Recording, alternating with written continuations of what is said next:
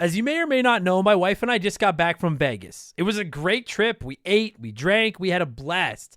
But then we got home and looked at the credit card, and I gotta say, it doesn't matter how much fun you're having, $25 for a drink is a ripoff. Frickin' Vegas. I hate getting ripped off, and so do the lads over at Harry's. They spent years watching the razor blade companies rip people off and said, no more. Not all heroes wear capes, my friends, and they want to prove that they're legit by offering you hot dogs a $13 trial set for just $3 at harrys.com/RTG. I've been telling you about them for months, and I'm genuinely proud to have Harry's as a sponsor of this show. I wasn't kidding. The plastic, futuristic-looking crap razors you get at the store are overpriced and they're poor quality. Harry's blades are crisp, clean, and classy. They're the kind of razor you'd expect your grandpa to have on his bathroom counter. And most importantly, they work. Shave after shave, they're so smooth, they're precise. I used to go through the crappy store blades all the time, but Harry's are built to last. And they're not just better quality than the other names, they're more affordable. And they deliver. Just set your schedule, and for as little as $2, new blades, shaving creams, lotions, everything you need, right to your door when you need it. I genuinely cannot think of a reason not to try Harry's. And I'm not just saying this because they're sponsors. They're the best shaving supplies I've ever used. Try them out, and if you're not happy, your shave's on them. And unlike the other subscriptions, they're really easy to cancel if you want to too, which is a nice bonus, but believe me, you're not going to want to cancel. Getting ripped off isn't funny. Switch to Harry's. Get started with a $13 trial set for just $3 at harrys.com/RTG. That's harrys.com/RTG for a $3 trial set.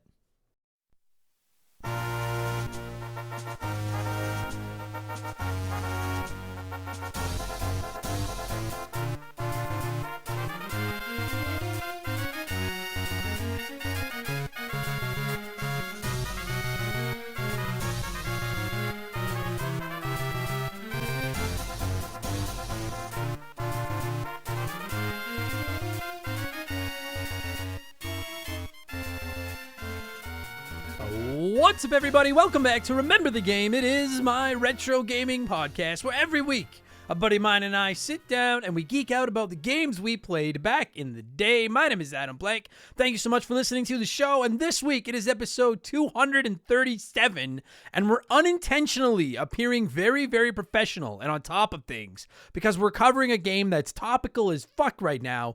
We just didn't plan it that way. We're talking The Legend of Zelda, the Minish Cap for the Game Boy Advance. And I knew we would get to this game eventually for a couple of reasons. It's a Zelda game, and you Hyruleans move the needle. I get it. Plus, it's a Game Boy Advance game, and I'm always getting asked to talk more GBA. As I've said before, I just didn't play a lot of it back in the day, so I'm slowly catching up here. And it just happened to get added to the Nintendo Switch Online this month, which was a very happy coincidence. I was actually looking into alternatives to play this game. Quickly, if you've ever wondered, my stance on ROMs has always been I will not use them if I can buy a game directly from the rights holder, and Minish Cap just hasn't really been available on anything I own. I don't have a Wii U anymore or anything. But then Nintendo was like, here, Adam, play it with us. So like many of you, I did. I ran through it over a few days on my Nintendo Switch. I really liked it. I would not say Minish Cap is my favorite Zelda game, but I would say that it's a contender for my top 5. It's got awesome graphics, fun items, clever puzzles, a good story. It isn't very long, which is, mwah. I love short video games. Is outstanding. And my buddy Bradley McHugh loves Zelda games, and he has been on me to play and review this one for freaking years, literally since the first time he swung by the show. And we finally got to sit down and talk about caps that grant wishes and wands that flip stuff over, which is still the best item ever, and all the other weird things that Minish Cap contains. And we'll get there in just a minute, because speaking of containing weird things, it's time for another edition of the Remember the Game infamous intro. If you're new to the podcast, welcome aboard. Consider this your warning. Our intros are kind of long, but they're fun. We talk video games and stuff. They're neat. And they're not half as annoying as the goddamned kinstones in Minish Cap. But if you do want to skip it, go about 30 minutes up the road. Just fast forward 30 minutes. You'll hear the music. You'll be into the Minish Cap talk. I have to get my plugs out of the way. It's how we keep the bills on around here. We have merchandise. We have hoodies, t-shirts, coffee mugs, posters, all kinds of stuff. Rocking badass art drawn by my man Joe from 4545creative.com. You can find all of our merch at at rememberthegamepodcast.com if you're interested. It is a great way to support the show. And of course, if you don't do clothes, I get it. It's not. It's like minus 30 here in Edmonton today. But I was going to say it's kind of getting warm in some places, right? You want to shed the clothes? I get it. You can always just support us on Patreon. It's probably the greatest deal in the history of the internet. For only $2 a month, you get 2 additional podcasts every week. You get exclusive access to my gaming news show Game Patch every Friday, where I look at all the biggest news in modern games. I add in my opinions and some profanity and stuff. And Expansion Pass goes live every Thursday, and that's a different show each week. We do rankings. We look back at characters, consoles, genres, franchises. We do comedy episodes. There's a ton of modern game reviews over there. This past week on Expansion Pass, it was actually episode 150. So I wanted to do something fun, and ranking episodes are always among our most popular. So I looked back at the games we covered on Remember the Game episode 101 through 200, and I ranked them all from worst to best, least favorite to favorite, whatever you want to call it. And as is becoming tradition during the intro, here is a sneak peek of last week's episode of Expansion Pass, ranking the games from the Remember the Game 101 to 200.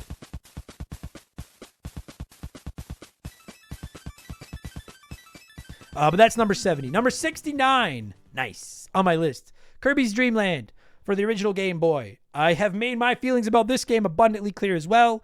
I don't think this is a bad game. If you've never played it, it just got added to NES Online. I promise you, you can beat it in a day. When I was a kid, I've told this story 100 times. I spent all my birthday and Christmas money on this game and beat it the night I brought it home. First game I ever bought with my own money, and I beat it the night I brought it home. And it's a fine little game. If you have kids and you want to introduce them to a retro game, this is the game to go to. Have them play Kirby's Dream Land. It is not that hard.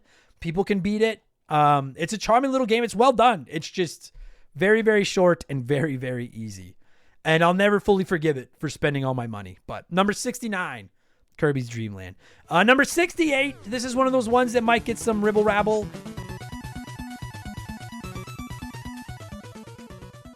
So that's now available on our archives. And this week, it's Expansion Pass 151, and our topic was in the hands of our Patreons. And what would you do with the next Nintendo console? Came out on top. So that's what we're going to talk about. Our ideas for what Nintendo should do with whatever the Switch successor ends up being, and it should be a nice, fun, speculative episode. It should be good times. So again, $2 gets you 2 extra shows every week. $5 gets you 3 extra shows every week, including The Rambling Idiot, where I talk about comedy stories. I just did one where I ranked all the Marvel Cinematic Universe movies.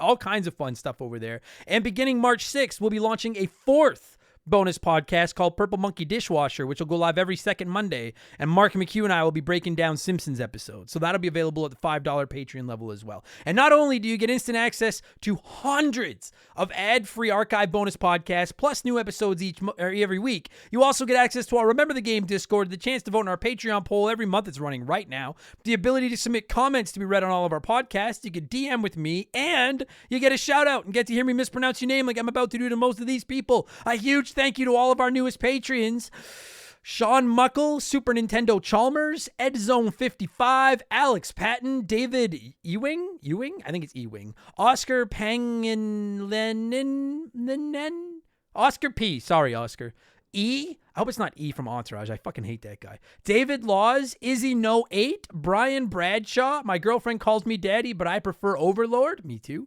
Chase Steed, Ethan Moon, E Norma Sasshole, Smarty Kid, Dan Almeida, Water Priest, Paul Protus, Nomisodin.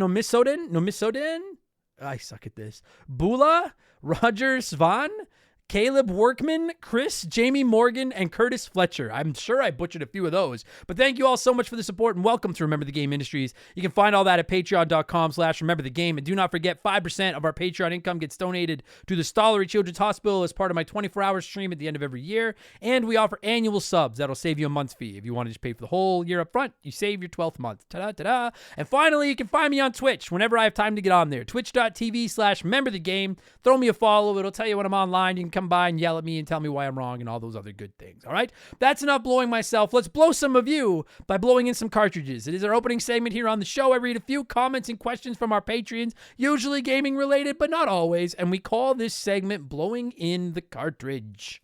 He blows all right. He blows big time. That's it, honey. Get into the spirit. Let's blow. Our first blower this week is Joel White, not to be confused with Jaleel White of Urkel fame. Joel said, "Hey Adam, I'm going to get the PSVR 2 next week. I'm already having second thoughts though. There are only a few games out for it on launch day, and many of those are already existing games. The Horizon game does look good. I just don't want to buy myself into a corner, so to speak. What are your thoughts on the PSVR 2? Thank you, and is Canadian beer really good?"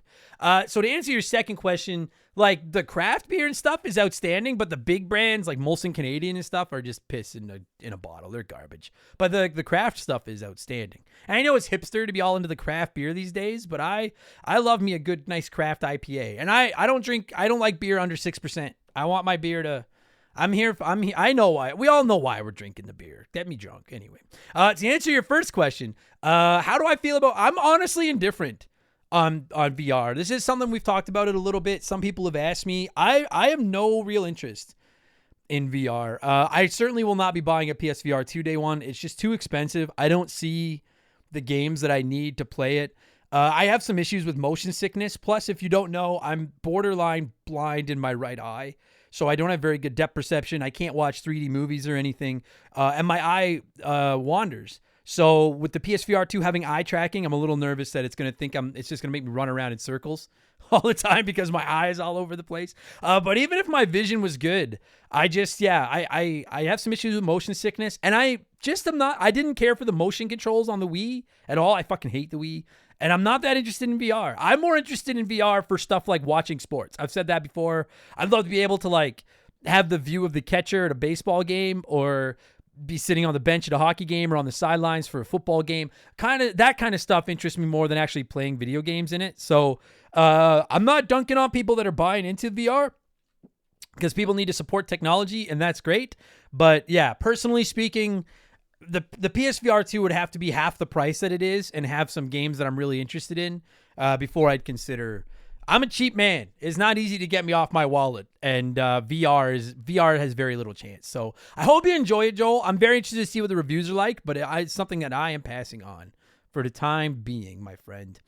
Chris Pinchin wrote in and said, "The choice to make Super Mario Brothers the first major movie in Nintendo's movie revival is a bit odd. You yourself have mentioned that the Mario games have little to no discernible plot. Sure, they're capitalizing on the name, but they have other franchises that would do much better. Think about it. An animated movie about Star Fox, or an animated series about Punch-Out, following the growth of Mac, or any of the numerous fleshed out plots of The Legend of Zelda. They have a bunch of IPs that would transition well to the screen. I really hope they have more movies in the works." Yeah, we don't know for sure. I think they do. I think Mario is just the tip of the iceberg. I think they've already said that they're kicking tires on a Donkey Kong movie featuring I always get Seth Green and Seth Rogen mixed up. I think it's Seth Rogen that's doing the voice of Donkey Kong. They're talking about a spin-off of a Donkey Kong movie with Seth Rogen voicing it. I think this is the tip of the Nintendo iceberg. I think if this goes well, we'll definitely see more of their franchises make the transition over to movies. I do agree that Mario doesn't exactly have the best storyline, but like anyone that like Mario is undeniably the biggest draw they have. And listen, I know you Zelda fans are going to argue. Listen, quite frankly, I think a Zelda movie, like all things being equal, Zelda, like The Legend of Zelda, would probably make a better movie than the Mario Brothers. Like I probably would. But Mario is just that name. Everybody knows it. This is a great way for them to open the door.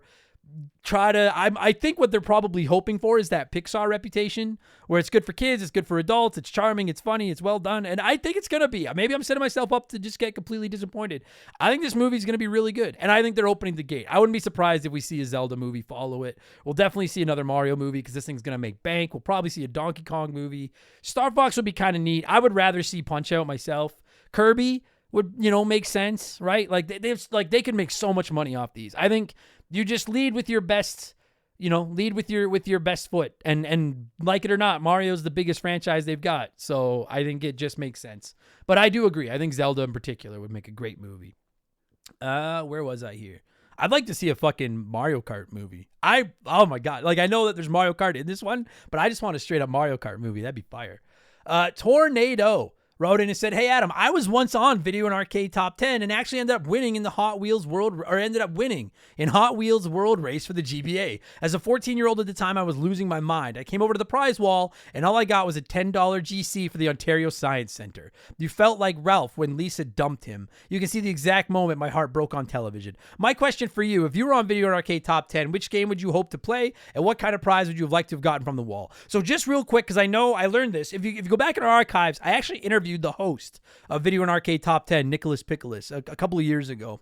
And I don't believe the show was on in the States, but here in Canada, it was on YTV, and it was like a video game competition where they'd have 4 kids play a new video game, and then whoever could get the farthest or get a best score or whatever would get to go get a prize off of a wall. You draw ping pong balls out of a garbage can, and you'd match that number up with a prize on the wall, and you win that prize. And I love the show, and I always wrote into it. That's where I got the it's letter time jingle, and I always wanted to be on this show. So I'm so fucking jealous of you. God damn it, that fucking drives me crazy, Tornado. What game would I want to have played? I'll say anything like Tetris, a puzzle game, Dr. Mario, something like that, because I know I could have probably won. And then what prize would I like to have got off the wall? So there was always a red ball in there with all the white ones with numbers on them. And if you drew the red ball, you could pick any prize you want. And I never saw anyone get the red ball. So I would want the red one. And then I could choose. It was like my equivalent of watching the DVD logo fucking hit the exact corner of the screen. Like, I wanted to see someone get that red ball so much. I don't even think it happened. I don't think it ever happened. I don't think it was possible. But that's what I wanted to see. Fuck, I'm jealous that you got on this show. That's sick. Smarty Kid wrote in and said, "Hey, Adam, finally, I can become a Patreon with my birthday petties. Happy, I'm assuming, belated birthday, Smarty Kid. I play games to relax and chill out after working 12 plus hours. So I'm not one for games that require dealing with stressful situations or super fast reaction to events. I get a lot of crap from people for playing boring games like Power Wash Simulator and Car Mechanics Simulator and the likes. I'm not a lover of hard modes either. Give me easy so I can relax. What's your opinion of these boring games? Do you think they have a place in gaming, or are my critics right and I'm just not getting good?" No, they can go fuck themselves. Listen, I know that I break balls for PC Master Racers, and I break balls for people that love Majora's Mask, and I make fun of Kingdom Hearts and shit like that, but just play the fucking games you want to play. Let the haters hate. Truth be told, so as you all know, I'm known to partake in the pastime of smoking marijuana on occasion.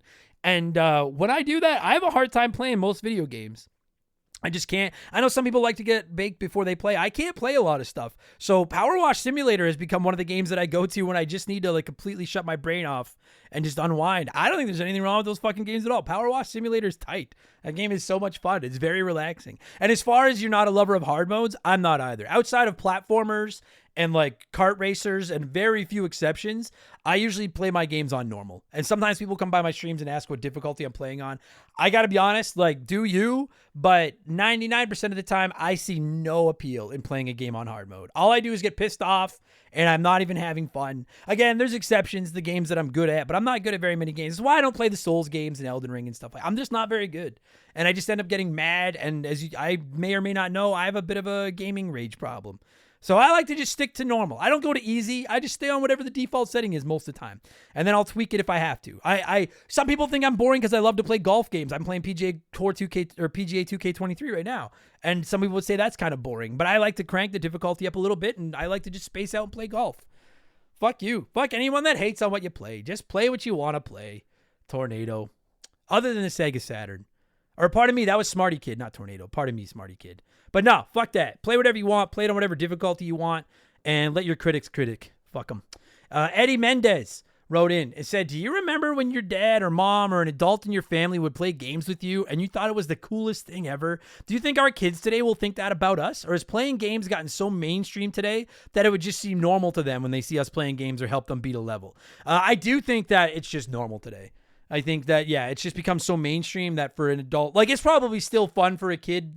I know whenever I play vids with my nieces and my nephews, they get a kick out of it, but I don't think it's as big a deal as it was when I was a kid in the 80s. If I could get my mom to sit down and play Dr. Mario with me, or my Uncle Brian. My Uncle Brian was my dad's youngest brother. He passed away last year. And he was my favorite uncle. He was like a big brother to me. I love that guy. And I remember every time I would rent Ninja Turtles for the NES, he would sit down and help me try to figure out how to beat it. We never could because it's Ninja Turtles. But it was so special to me. So, yeah, I think It's just like when you're a kid and like if you can get like a grown up to like just wrestle with you and play with you, like it's just fun to play with an adult. Whereas now I still think it's probably cool, but yeah, I do think the novelty has kind of gone a little bit because now they just. I'm not going to speak for everyone else that's older than me, but like I'm 39, and when I was a young kid in the 80s and the 90s, my parents didn't grow up playing video games, so to get them to play a game with me was a big deal. Whereas a lot of parents today did grow up playing video games, so I don't think it's as big a deal. I don't think that they'll feel it as special as we did, but fuck yeah, it was special. Oh my God, it was like, I thought I was like a fucking god when I could get a grown up to play video games with me when I was little, especially if I could beat them. Then, oh buddy, fuck yeah. The Great Partini said, hey, Adam, Great Partini here with my number one sidekick, Jackson, a.k.a. Jax the Destroyer, a.k.a. my 8-year-old Seaman Demon. Classic Seaman Demons. Just wanted to let you know that as a listener, you are the reason my love for Nintendo has been reignited. My knowledge of Nintendo properties sadly ended with the Nintendo Virtual Boy before I got my original PS1. I've been listening to your podcast for the better part of 2 years now, and it's because of listening to how passionate you are for retro games that I've decided to start collecting all the old game systems of yesteryear with my little boy and let him experience things the way we did before everything got so HD and stuff. Not that it's a bad thing, but nothing is worth doing if you're not going to do it right. Start from the beginning and work your way up to today's gaming. I would love to see you someday do a top ranking of Star Wars games. Thank you for all you do with this podcast and keep up the great work. P.S. Fuck the Sega Saturn. See? Fuck Ford Saturn. What is up, Jax the Destroyer? I like that handle. Yes. You know what? It's funny that you say that because I don't have children, but I've always said if I ever had kids, I would make them start out on the NES. And I know some people think that makes me look like an idiot, but I'm not having kids.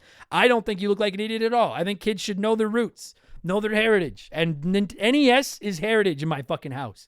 So if I had kids, goddamn right, that's where they'd be starting. And then let them work their way up. I agree. I think that's a great way to do it. As far as a ranking of Star Wars games, the only Star Wars games that I have played are Star Wars Knights of the Old Republic and Star Wars Episode 1 Racer and a little bit of Lego Star Wars The Skywalker Saga. So to give you my official ranking, KOTOR at 1, Episode 1 Racer at 2, and Star Wars or Lego Star Wars The Skywalker Saga at 3. But eventually I'll play more games, but that's all I've played right now. So that's my official Star Wars ranking. I just saw them. I just saw the movies like a couple years ago, so now I got to get caught up. And then finally, we got to move on. Thank you for writing in. As always, Partini. One last stop. It's letter time. It's letter time. Eric Christian Powers, Esquire, wrote in and said, subscription services seem to be the future of gaming, but do you ever feel that it cheapens the experience a little? If 10-year-old Eric had hundreds of games at his disposal to play on a whim, I probably would have just been perpetually jizzing in my pants. Instead, young Eric got 2 or 3 games a year, and if I wound up with a stinker, I would still make the best of it and play it as much as I could. Nowadays, if I come across a game, not from perpetual jizzing, mind you, that doesn't grab me after the first 5 minutes, then on to the next, and it's forgotten forever. There's really no opportunity for a game to grow on you when they're so disposable. Would you agree? I would. I can't decide if that's a good or a bad problem. Because I've said that before as well. Like just the Switch. Forget Game Pass, forget PS Plus, forget all those. If you had just given me a Nintendo Switch when I was 12 years old and been like, it's got a ton of NES and Super Nintendo games on it, even if it wasn't portable, even if I just had to hook it up to my TV, it just had a ton of NES and SNES games on it, I would have had my mind blown. Because you're right, there was just something about it back in the day before subscription services and before these types of things, when games were super expensive and when you weren't getting free games every month, and you had 2 or 3 games a year or whatever you got, and that was what you had to play. That's why I love Barbara vs. Space Mutants. I wouldn't love Barbara vs. Space Mutants at all if I started playing it today, but because it was the only one I had as a kid, I played it over and over. So I do think that I think it's a blessing and a curse to have these subscription services and have so many games available to them. Because you're right. On one hand, it's just great. Like, who doesn't like playing a new video game, right? And when you got instant, like you sign up for Game Pass or PS Plus, you have instant access to hundreds of video games. That's the sickest fucking thing. You don't like this game? Throw it out, move on to the next one. As a parent, I would assume that that's the way to go for sure, because it's so much cheaper than having to buy them a bunch of new $60, $70, $80, $90 games. You just sign up for a $10 or $15 a month subscription and be like, there, every game you need is there. Go play it. Leave me the fuck alone, right? Like, I think that's great. But I do think, yeah, they're missing out on the experience. But I think in a way that's no different than like, we used to go rent a video game for the weekend, and it was like, this is my choice. Whereas now you don't have to do that. You download a bunch of demos, try them all out. We used to have to pick based on the box art instead of going on YouTube and Twitch and watching full playthroughs and everything. I think that there's both pros and cons. I think nostalgia is a powerful drug. And I think any of us that grew up in that era have nostalgia for what it was like growing up in that era. I think kids today I don't even think it's possible to make them understand how we're attached to that because they'll just never know what that was like. Do you know what I mean? And it's just, and to be honest, like me now as an adult, I wouldn't want to go back to that. I don't want to go back to one new game every 3 months. I like the fact that anytime I want to sit down and play a video game, I could turn on one of my consoles and just pick from dozens and dozens of games. But I do think you're right. It does take away from the experience a little bit. So, but I think subscription services, you said they seem to be the future. I've said before, I think they are the future. I think in 20 years, if not less, that's just how we'll play games. They'll be no different than Netflix or Spotify or any of those things. I know some people don't like it, and that's fine, but I really think that's where gaming is going. I don't know how every kid in the world today doesn't just have ADD out the ass. Because like me, as I'm recording this, I'm looking at my Twitter on my phone. Like it's just like there's so many different, your brain can go in so many different directions now. I don't know. Kids are fucked. Kids are fucked today. That's what it is. Not like us. We turned out good. Anyway, thank you for writing in. As always, everybody, I appreciate it. We got to move on. Let's change things up and get to our Smash Hit segment, the official game show of Remember the Game Industries. Play one, remake one, erase one.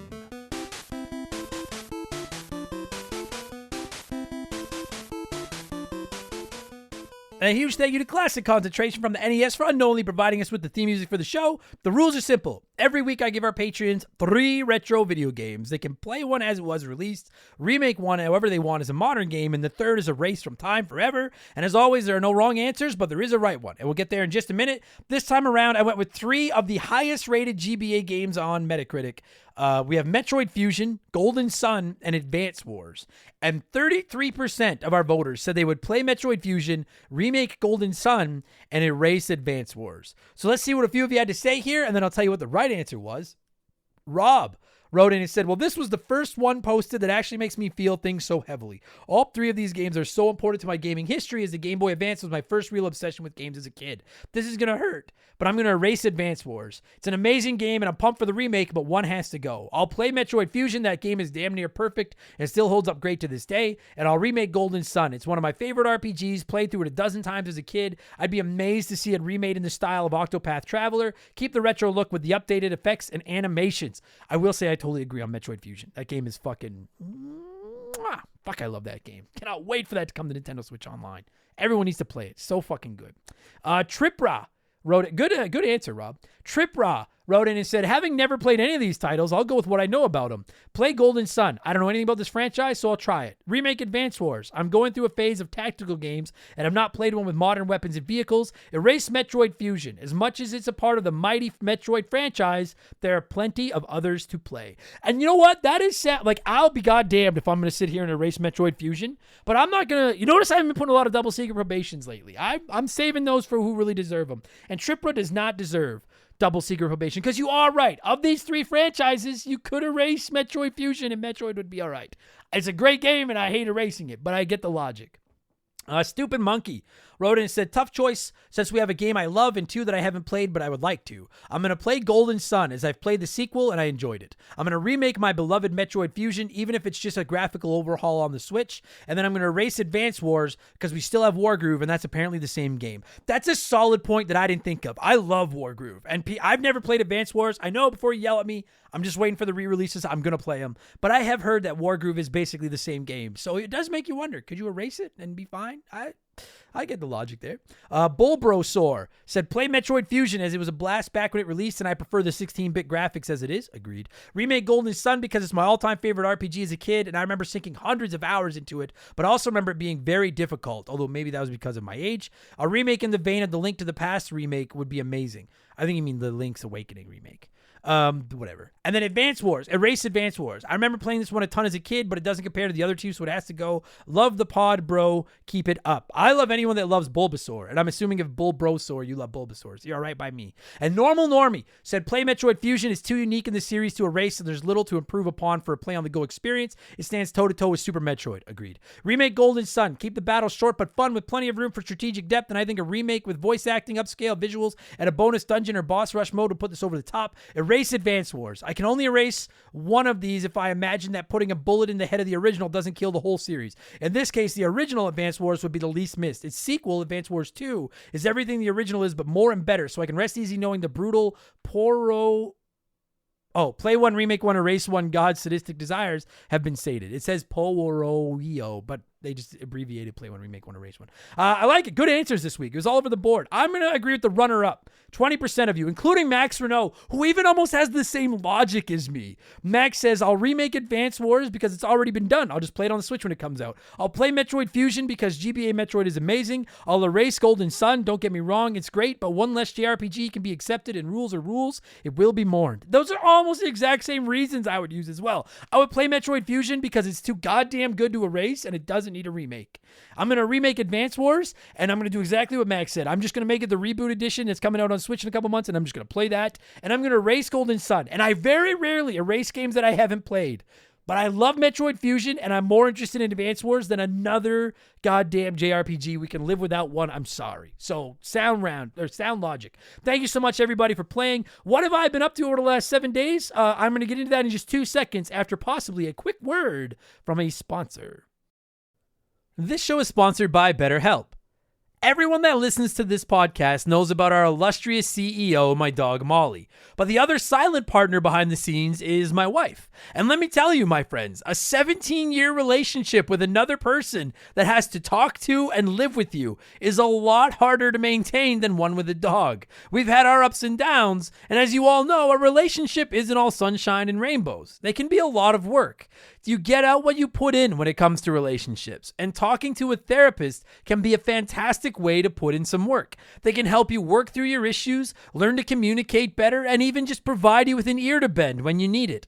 I've talked to my therapist about my relationships, especially when it came to my stand-up comedy career and how much I was away from home, and they helped me work on ways to keep my relationship strong even when I was out on the road. It turned out our relationship was actually better when I was out on the road, but that's a story for another day. And I know, right? Therapy. Who has the time these days? BetterHelp hears you, and they're making it easy. Fill out a quick form online, and they'll match you up with a therapist that suits your needs, and that'll work around your schedule. You pick the meet times, and you can get your therapy fix from anywhere, over video, phone, or just chat. Become your own soulmate, whether you're looking for one or not. Visit BetterHelp.com/rememberthegame today to get 10% off your first month. That's BetterHelp, HELP.com/rememberthegame. What have I been playing over the last week? I'm playing Legend of Dragoon, still working on it. Fuck me, it's long. I'm still playing Marvel's Midnight Suns. Fuck me, it's long, but I'm almost done it, I think. It's awesome. I'm going to be reviewing that on Expansion Pass probably next week is what I'm hoping for. Wonder Boy and Monsterland, I've been playing to get ready for next week's episode of Remember the Game. Fun little game. And then I've been playing Dead Space Remake. And it's been fine, but it's just kind of fallen to the wayside for me because I just finished playing Dead Space a couple months ago. And it's great, but it is just more of the same. But I am playing it, and it is neat. It's a pretty cool little game. So lots of good games out these days. Anyways, let's talk Minish Cap. That's why you kids are here. As always, I like to give my listeners a chance to sound off before my guests and I hog the microphone. So let's rip through a few comments here. DP Pooper, not to be confused with the plane hijacker, said, my first memory of this game was playing the demo in a Walmart, and I knew it was going to be special. Minish Cap didn't do anything groundbreaking, but it felt like a combination of the best parts of all previous top-down Zelda games. The gameplay, the charm, and the quests are equally fantastic. I would agree with that. It is, yeah, it's a really solid game. I have a couple minor gripes, and some people bring them up in the chat here, and you're going to hear about the rest on the show, but I agree with that, DP Pooper. MS45 said, I never owned a GBA and just played this one on the online service. Not a single regret about checking this out first. The only thing that may keep me from playing it again someday is wandering around those freaking clouds looking for kinstones. Other than that, love this game. Agreed, and we get into that in the review. That fucking part where you're in the clouds looking for kinstones can eat my ass. I hate that fucking part. Lord Diabetes 01 said, best on-the-go game for Nintendo. Legend of Zelda continues to always bring out the hits. Plus, who doesn't like shrinking into an underpants gnome? I referenced the underpants gnomes too. I'm so glad someone else brought them up. Phase 1, still underpants. Phase 2, and it's just question marks. And then Phase 3, profits. Fucking golden. I love that episode. I love South Park. Andrew Wright said, I played through this recently, and I'm happy Nintendo's made it available to the masses. At times, the backtracking made the game feel like a bit of a slog, but I'm guessing the limited size of the cart made this somewhat of a necessity. Yeah, I think people do need to remember it is a GBA game. I agree. I didn't mind that nearly as much as looking for those fucking kinstones in the clouds, though. And Bradley Morton said, I replay this game once a year, and I love it the same every time. It's such a charming little Zelda game, and Vatty definitely needs a comeback in the new title. Top 3 Zelda game, in my humble opinion. That's high praise. I don't know if it makes my top 3, but it's on the cusp of my top 5. And I'm going to talk about that right now with my boy Bradley McHugh, who's been on me to review this game forever. I'm looking forward to this one. I'm going to cue up some music. And when it stops, Bradley and I are going to take a look back at The Legend of Zelda, the Minish Cap, which originally released in North America on the Game Boy Advance on January 10th, 2005. Enjoy the podcast, everybody. Let's go.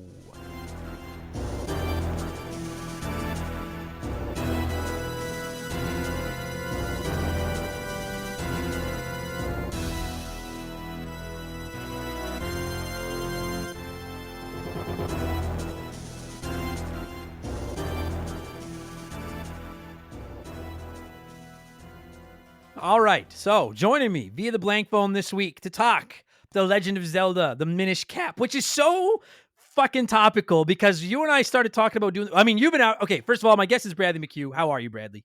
I'm doing well. How are you doing, Adam? I'm doing pretty good. Pretty good. Yeah, no complaints. Pretty good.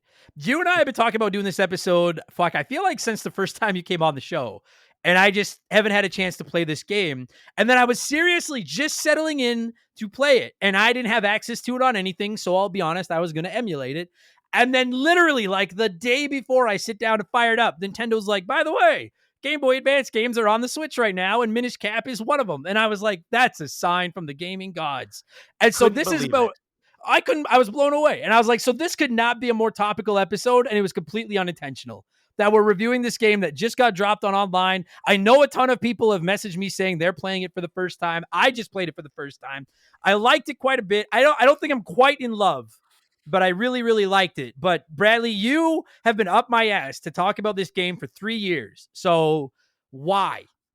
I'm enamored by this game. Okay, so I do like have like, so this is one of my favorite games of all time, and I do have like a lot of reasons as to why this is my favorite game, one of my favorite games of all time. I put this in my top 20. I think it is, for my money, one of the best Zelda games, and for my money also the best Zelda handheld game, unless you count Breath of the Wild as a handheld, which I kind of do but kind of don't.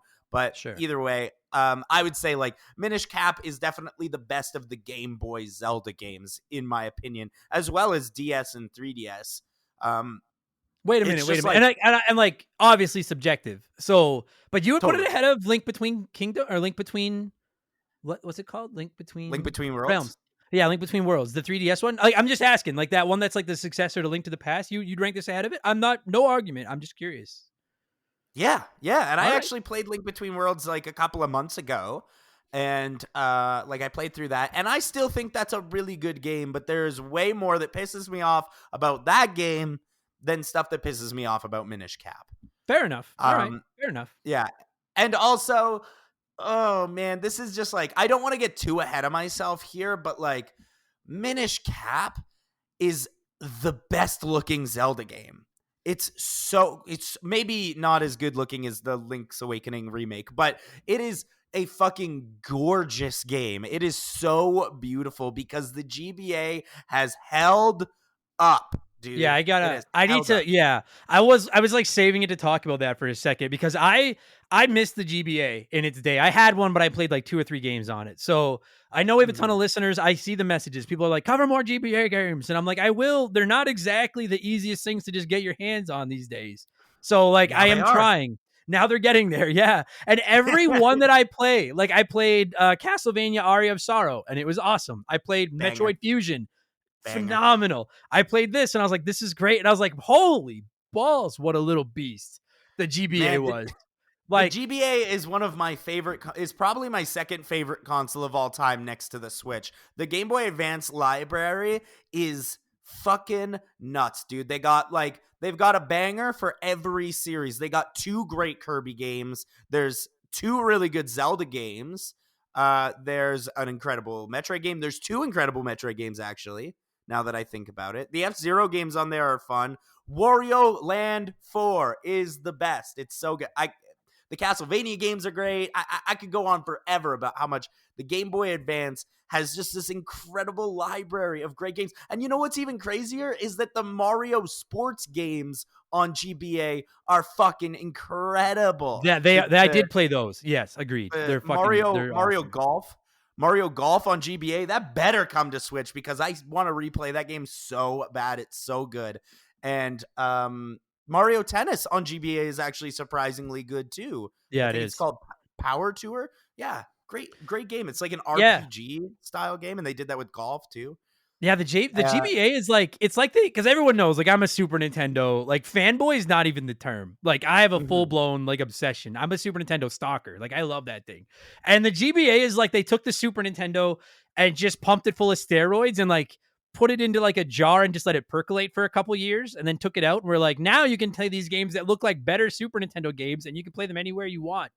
And It it's does just feel like I'm very impressed. Very It impressed with does this feel thing. like the GBA is like the spiritual successor to the Super Nintendo that they would have made had they not wanted to like transition to 3D with the Yeah. Nintendo 64. Like Oh god. GBA is just Super Nintendo but cranked up. It looks a Yeah. little better. Yeah, they're tight. And this game, so like I'm not gonna give away like my full Zelda rankings because eventually I'm gonna do an episode about that. I need to play a couple more. But like, you know what I was realizing when you and I were talking about it coming into this? Most of my Hmm. favorite Zelda games are handhelds.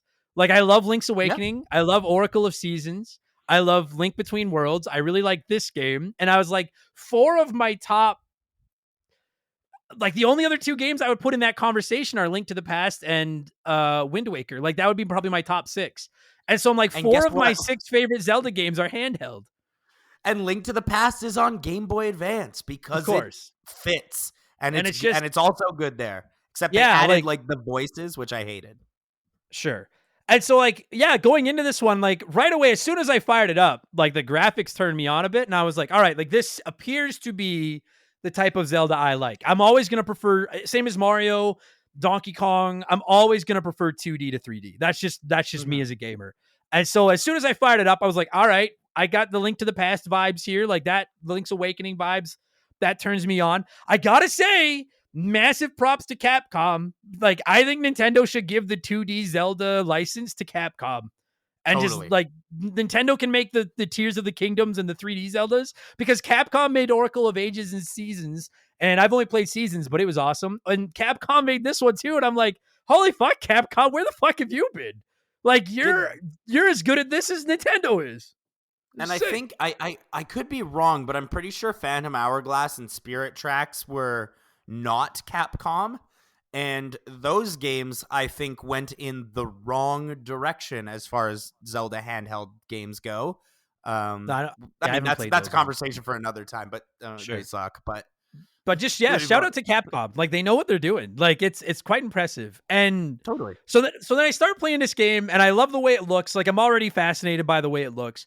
And very early on, the one thing I heard from people, because I was streaming it and I had people coming by the stream, and most people were like a fan of it or hadn't played it and were interested in it. I did have some people come by and say their biggest criticism were that at times it's a little cryptic and it's a little hard to figure out where to go. And I had a couple instances like that. I didn't ever find that to really be a I have a couple of minor gripes, but I never really found that to be a huge problem with it. No. By and large, like it does feel like a very puzzle heavy Zelda. Like I there's agree. very little emphasis on combat, but I like that. Like I prefer like not to compare this to Breath of the Wild, other than the fact that they're both Zelda games. But you know, in Breath of the Wild, there's like all those different shrines you go to. I fucking hate the ones where I just go in and fight enemies, but I love the ones where I have to Yeah. solve a puzzle. Like to me, the Yeah, best I Zelda agree games are completely. puzzles, and this Totally. this game has some outstanding puzzles in it. And what I love so much about this game is that like it was like modern day pacing. Like it felt like it was pacing itself the way that like Wind Waker or Ocarina of Time, or actually I actually think this game reminds me a lot of Majora's Mask, and I'll talk about that in a little bit. But like it feels like that kind of pacing, but with the Link to the Past or Link's Awakening gameplay, and the two just fit so perfectly together to make this like very pleasant, not incredibly long, not incredibly difficult experience, but pleasant. Yeah, it was. I was actually a little shocked that it wasn't bigger. I knew it wouldn't be big because it's it's a Game Boy game, right? But Mhm. I was kind of expecting it to do the tried and true Zelda, like, oh well, you got halfway through and now there's a dark world, but it doesn't. And I like that. I listen. Everyone listens to the show for any length of time knows. Give me quality over quantity every single time. And Absolutely. I feel like, frankly, if this game had tried to do the classic Dark World tripe where I have to go through 3 or 4 more dungeons on the dark side of it now, I feel like it might have overstayed its welcome. Like, I it got out completely before agree. it got Totally. stale, you know? Yeah. So, Absolutely. I would like So to I think I wanna get the bad stuff out of the way because there's not much, and I wanna do the happy there's stuff. just but there isn't bad stuff. But I will hear you out. There isn't bad stuff, but go on. Okay. So the number one thing about this game that irritates. Okay, so what started to irritate me, and then someone pointed it out, and I was like, "Oh, thank Christ!" So if you've never played this game, it's you know you're Link and blah blah blah blah blah, and you can shrink a lot of the times during the games. It's Honey I Shrunk the Kids Zelda style, and like you can shrink down, and then like if anyone's ever played Earthbound, the part where you're in the deep darkness and you're the tiny little sprites walking around on the map, that's what it Mhm. turns into. And by and large, I like that mechanic. But my first complaint was gonna be that I had to sit through the fucking shrinking animation every time. And then after like 5 hours, I realized that I could just mash the button and get out of it. So I was like, all right, But then you're getting a point back for that then. Because I they was make mad, you're you getting the point back. they make you watch the animation like the first like 7 or 8 times though. And I remember playing through it this time and being like, I don't have to watch the animation every time, do I? And eventually I could skip it. But they Okay, do so make maybe you watch it the first like few times. okay, so then I wasn't completely wrong then, because that was just No. Like I have a gripe with that in every game. I'm like, okay, the first time, cool, he shrinks down and then you run out of this pot and you go have some fun. But I'm like the eighth time, I'm like, I fucking know, and especially when a game encourages you to shrink and experiment and stuff, I was like, I don't want to watch this fucking animation every time. But I'm not mad about Mhm. that because it turns out I could skip it and I can let that go. The two things about this game that and neither one of these are major gripes, but the two things about it that irritated me a little bit. Um, I did get frustrated sometimes when I was trying to experiment. Like it wants you to experiment by shrinking and stuff. And there was Mhm. the odd time where I got lost and I would go to an area and be like, maybe this is where I have to go. And it's just a very slow process. And I would shrink, slowly get to where I thought I had to go, realize this isn't where I have to go. Now I have to slowly walk back. And a minor complaint, but there were times where I was like, the walking around when you're shrunk, if you don't have anything to do and you're trying to figure out where to go, can be very tedious and boring. And there was the odd time where I was losing my patience and I was like, I don't know where the fuck you want me to go. And I think you want me to be small, but then it's like, oh, I can't step over this when I'm small, but I thought I could. I can't go here when I'm small, but I thought I could. Minor thing, And but it just irritated me a bit. And see, I'm so glad. I'm so happy to hear because, like, when I played through it this time, because I played through it this week on Switch. When I played through it this time, I was like, I want to go in with like as little bias as possible, so that I can be and like review it normally. But however, there was a few things that I just can't do that with, like what you just said. Like, I don't know if the game is cryptic or not because I know exactly what to do at all times. I've played it probably a dozen times. I've played this Yeah. game.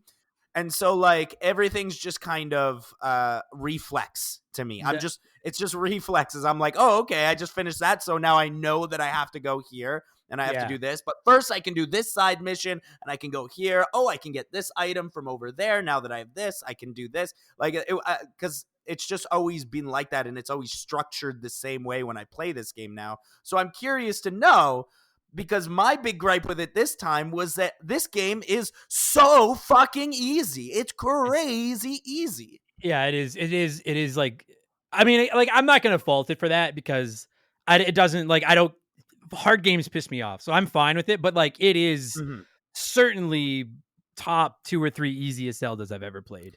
It's With incredibly easy. exception, like again though, like you know, like what. So the combat is almost feels secondary to the puzzles, and I found the puzzles harder than the combat. A couple points of where I think it does get a little cryptic is this is a minor one that I solved fairly quickly. But one of the first parts you have to do is you have to climb this mountain, and Mhm. you go in and there's no way to get by, and then you go into a house or a cave, and there's one of those little plant octopus things that comes out and spits something at you and you knock it back at him and he's like, I'll give you a hint. A friend of mine is outside in a cave and you need an item from him to get out there. And I had already gone to that cave and gotten the bottle and I didn't realize that was where he wanted me to go. And then Oh finally no. I'm looking at it and I'm like, what am I missing? Like I've gone everywhere. And then I never even realized, like, and it just suddenly clicked that I was like, I bet you I can scoop water up with this bottle and go pour it on that plant to make the plant grow. And that's just one of those things that, like, as a kid, I might have been stuck on that Because like, Mhm. no one ever tells you to water the a minor thing. Where I really got stuck was the part where you have to go to the library, and Oh, yeah. Return the I library books. and I never like, and I see what I think I have to do, but I finally had to Google it because I was like, what am I missing? Like, am I dumb? And then I realized you have to use the wand that flips things over on the pots, and I never put that together. Once I did That's that, funny I 'cause beat it. that's so But funny you said that because I was watching your stream yeah. and I think you were doing this part on stream and you had kind of gone right past the pot and you're like, nothing I can do here. And I was like, oh, I'm not going to say No, anything. but I'm But like, like, but again, that's one of those things without the internet as a kid, I might have never figured that out. Like, so it's yeah. just, to me, those are like, to me, that's where the game got hard. Were little things like that. Like, it's telling you what you like, something about what you need to do, but it's expecting you to kind of experiment and fuck around and solve it. And there were just a couple instances where I'm like, fuck, like, I don't know if I ever, I mean, I probably eventually would have just tried everything and figured out that pot thing. But those were the little things where I would listen to someone that was like, yeah, it's just a little bit too cryptic for me. I would hear that. Didn't again. Mhm. I don't even think I'm going to take points off for it. I just found it to be a little bit of a nuisance. I Um, love that. I love that quest where you have to return the library books so that yeah, you can, as a small person, climb up the library books into onto the top shelf of the bookshelf in the library. That's so unique. That's so totally. clever. And it is clever. Once I figured out that I could flip the pots, the rest of it was awesome. It was just flipping that Mhm. fucking pot. My biggest complaint, and this is a legitimate complaint that I'm gonna take at least a point off at the end of the game. That fucking system of creating 2, 3, 4 links is the most obnoxious thing, and I hate it. I I don't even do think it's agree. clever. Using the Force Sword is the worst part of this game. I do have to agree. Having to Oh, finish the puzzles where you have to like walk them by stuff without them touching anything. Like I do agree that is the worst part of the game by a yeah, lot. and like if you've never played it, as you go through the game, you get the ability to create 2, 3, and then 4 copies of, or 1, 2, and 3. So you have 2, 3, and 4 different links, and they all move in the same pattern. And you find these like glowing bricks. And what irritates me about it, and we know what really drove me crazy, was on the final boss. That was where it made me the maddest, because there you have to make more links. You have to go down to the glowing blocks you have to stand on to create a copy of Link. Then you hold out his sword, charge it up to its at full power, like you do the spin attack, then walk across these little squares to create all the copies of yourself. Then you can move all the copies of yourself. But if one of them gets touched by anything, they all disappear and you need to start over, and you don't take any damage. And I'm fighting this final boss, and all you need to do is create 3 copies of Link, hit all the little things it's shooting at you, back at it to stun it, and then go up and attack it. But if one of the 3 links that take about 15 seconds to create get touched, you don't even lose any health. Nothing happens. You just have to start from scratch again. And I had to do it over and over. And I'm not even losing health. It's not even hurting me. And I'm like, this is so fucking obnoxious. And it's just And for the a game way that was so well built on puzzles, that cloning Link thing sucked. If the sword charge had been half as long, it wouldn't have bothered me so much. But it was so and tedious.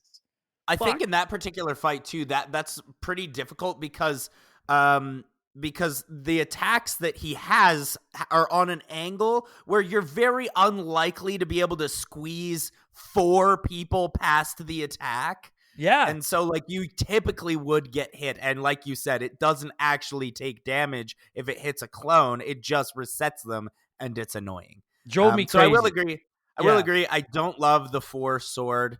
I think I've played other games with the 4 sword mechanic, and 4 sword adventures I think probably does it the best because that's such a like it's all about like how you're like presenting yourself like in a square or a line or like an Sure. L. Like you basically can make the Tetris blocks in that game, and I think it works there. But And here, like, I don't think it works. and I do say, like, there are parts where it does work. Like, there's one dungeon in particular where you have to, like, you have to create 2 copies of Link, so you have 3 copies, but there's like 8 squares to choose from, and you have to pick the right shape, walk them through these obstacles to get down to all these blocks to stand on them to trigger a door that opens. When it does stuff like that, I think is quite clever. It was just Mhm. like that final boss left a bad taste in my mouth because you're right. It's half the time he's not even on the screen. So you don't even know when he's going to attack or what angle those shots are coming at you. And it takes you like 10 seconds to create all these copies of Link. And then as soon as you're done creating them, those shots come in and you're like, there's no way to dodge these. One of them hits one of your clones. You lose no health. You just have to start it from scratch. So when it was to solve puzzles, by and large, I actually thought it was pretty clever. But when I had to fight with it, it fucking made me insane. Fucking made me insane. I'm No, this done. is gonna be this is gonna be an That's insane my pick. I there's one thing about this game that I don't love, but I'm really willing to look past it because it's a pretty minor cut. But I don't like that the glowing tiles that you make the clones on just kind of are places without context. Do you know what I mean? Like, I like in Zelda games when stuff is there for a reason. Like, it would be like, oh, it would make sense for that to be there. But the sure. glowing, like, nobody ever, like the pots that shrink you in this game, it makes sense that they would exist because the Minish exist, you Right. know? Whereas the glowing tiles on the floor are just kind of there to be like, hey, it's a Zelda game. Take a look what's shiny over here. Yeah. You know? It definitely it doesn't bother me, but this game, like, anyone listening to this that hasn't played it yet, if at any point you find yourself stuck in a dungeon, this happened to me a few times. Take a look at, like, yeah, are there those glowing bricks? Are there a pot? Because there's a lot of there. I don't think there's a single, especially in the dungeons. So again, if you've never played it, we'll kind of get more into the story when we get to the good, because I actually like the story a lot. But there's these Mhm. like little elf people. Think of the underwear gnomes from South Park. They're like these little tiny people that only kids can see, and Link is a kid, so he can see them. And you can shrink down and become one of them. And there's a lot of puzzles based around becoming tiny and then doing something as a tiny Link and then going back to being big Link. And it's very clever. But if you ever find yourself stuck and there's, say, a shrinking pot laying around and you're like, I don't know why that shrinking pot is here. I don't think there's a single shrinking pot in a dungeon that's there without a cause. There's Mhm. something to, like, and I actually thought, like, I don't want to say necessarily clever, because I think it was just their only choice. They're like, well, if that's the puzzle, we have to put a pot there. But it like, there were numerous instances where I found myself stuck and all I had to do was stop and be like, okay, there's glowing tiles here. I have to do something with multiple links, or there's a pot here. Something has to be done with him shrunk. You know what I mean? Yeah, Like, and totally. it's to me, again, it's such a puzzle heavy Zelda game, and I think it's expecting you to look around at the environment and be like, okay, I have this and this. They wouldn't have put these here for no reason. There's a reason they're here. And but Well, I do that's like, agree, yeah, that yeah. the teleporting or the cloning tiles do seem just kind of oddly out of place.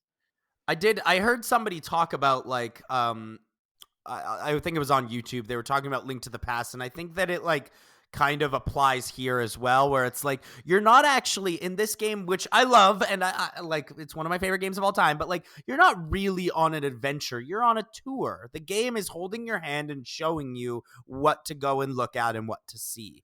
It's Sure. not really an adventure. You're not really figuring it out. The game's kind of pushing you towards it, and then being like, "Get it?" And you're like, "Yeah, I get it. I do get it." Yeah.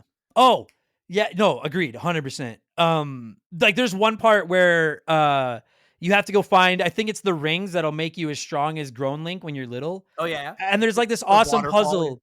Yeah, there's like this awesome puzzle where the guys like sneak across the raging rapids, get by the tepid beast or something like that. And all it is you get tiny, walk across the creek and get by a cat. But like the way he says it makes it Yeah. sound like this. And I thought that was really funny, like this epic adventure. And it's telling you what you have to do. But like, so at first you're thinking like, oh, okay, so I need to like go like water rafting and fight and a monster. But then you realize like, oh no, I'm shrunk. So to them, just walking across this creek is walking across the wild rapid. I really liked that. Mhm. Oh, minor thing, and then I'm done, and then I want to just go to good stuff. I don't understand the appeal of the kinstones. I don't get this. Oh boy. Why do you like these things? All you do is like, I get the system and I think it's cool. If you've never played it, there's these like rocks you find, these like badges, and you find all these halves, and then you can find people throughout the game that have another half. And if you match them up, something appears somewhere in the world, like a treasure chest or a cave or whatever. Some of them were great because they were like little side missions and stuff. But dude, I did like 3 or 4 where I gave someone a kinstone. We made a matching kinstone to make a treasure chest. Then I go to the treasure chest and it's just another fucking kinstone. And I was like, Okay, fuck so you. I'm sick of like, no, fuck you. Go ahead. Why do you like I'm it? so excited. I'm so excited. So the Kinstone system is my favorite system in any Zelda game. I love it Whoa. so much. I think it is More than the trading game in Link's Awakening? way more. Why? Way You're more. crazy. Yeah. All right. No, No, why? no, I By all swear. means.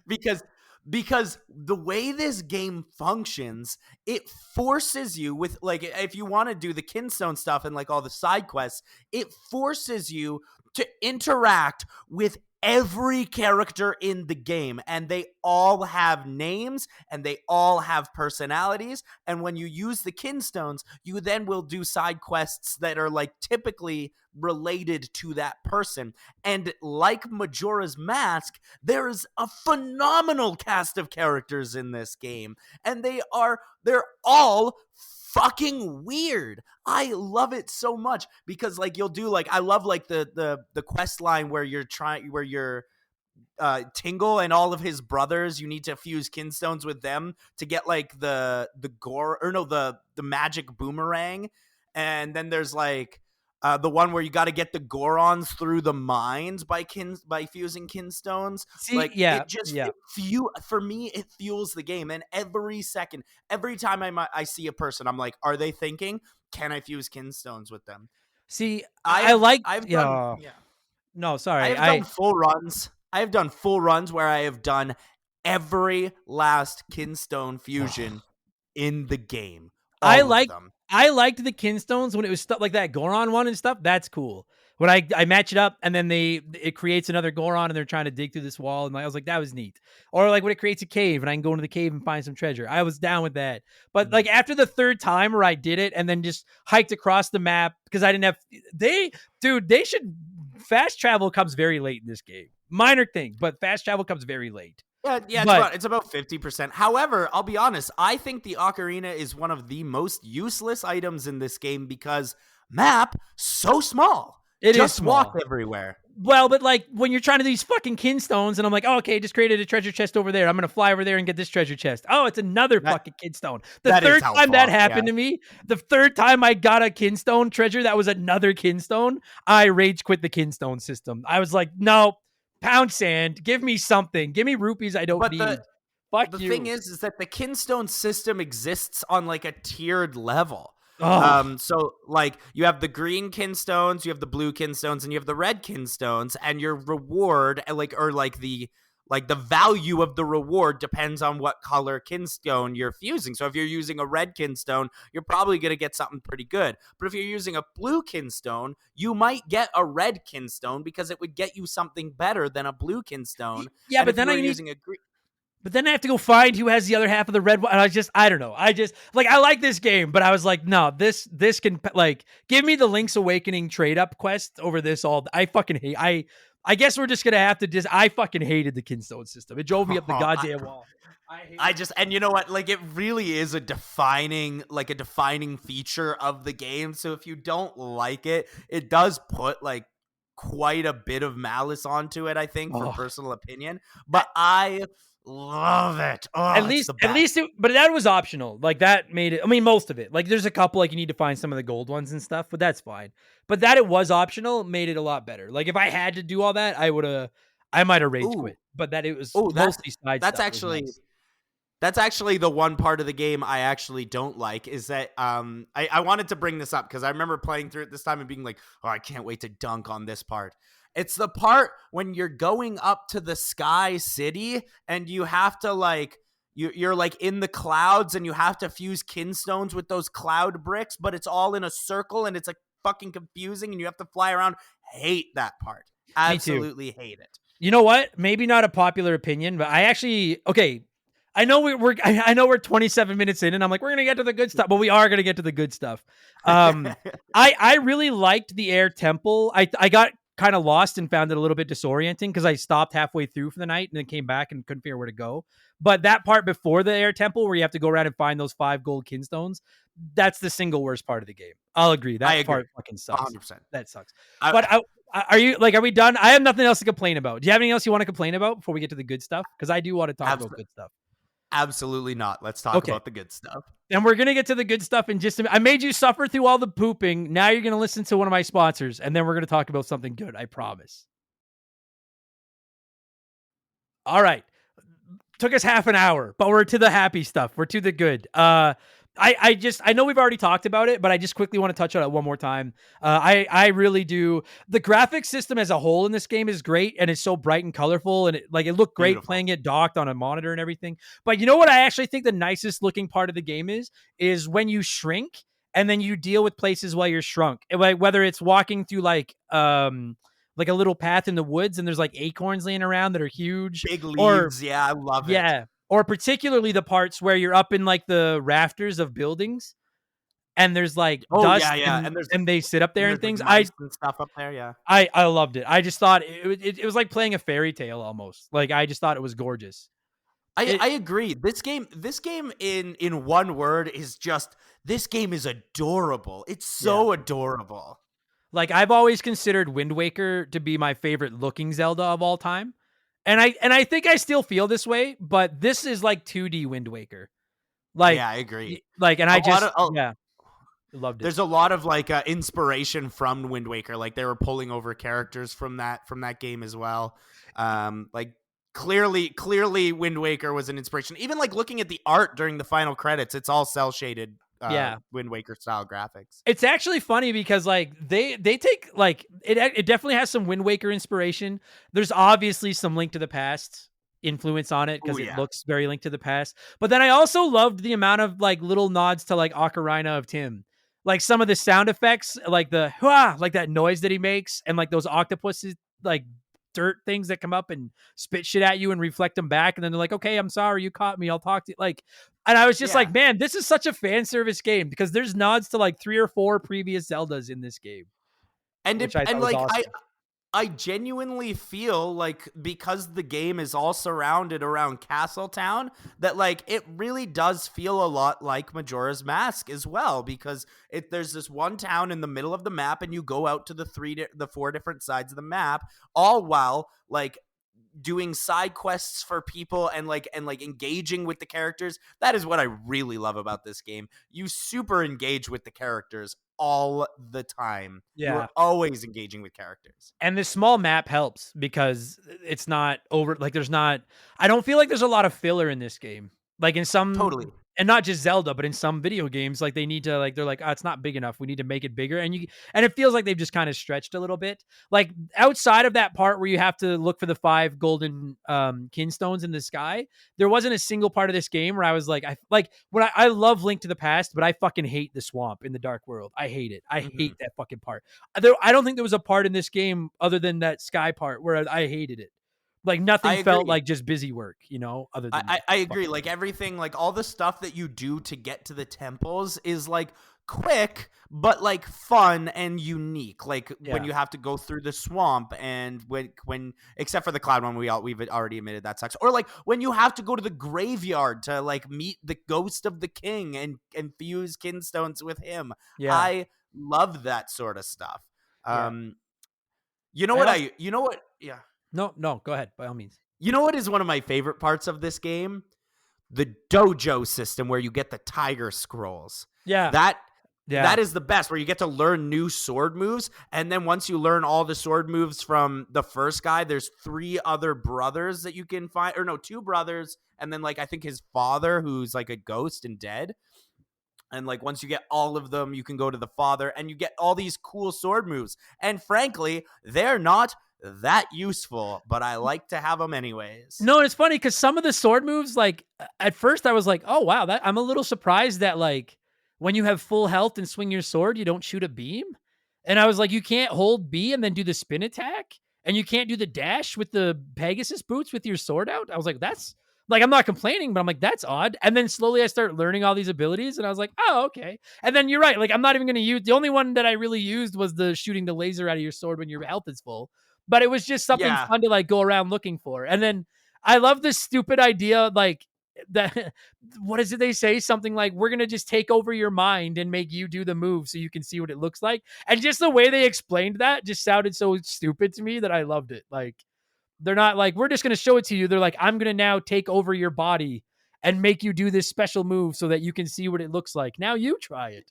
And I was Yeah, like, and oh, okay, it's sure. Why the fuck not? All right.